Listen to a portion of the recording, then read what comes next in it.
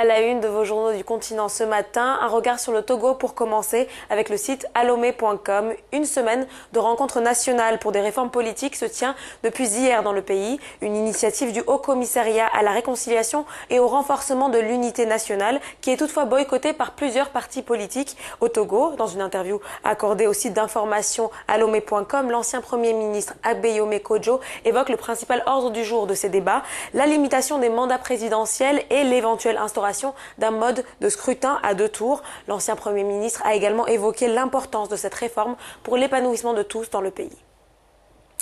Nous allons à présent nous rendre au Kenya. Le Premier ministre indien Narendra Modi promet de fournir des équipements et des médicaments à tous les hôpitaux du pays, ou à plusieurs hôpitaux du pays plutôt, rapporte The Star. Après une rencontre avec le président Uhuru Kenyatta, le Premier ministre indien a salué les initiatives en matière de santé au Kenya. Il a évoqué des points communs entre les deux pays, notamment l'esprit d'innovation. L'Inde va également contribuer à la lutte contre le cancer dans le pays, une maladie qui fait 18 000 morts par an.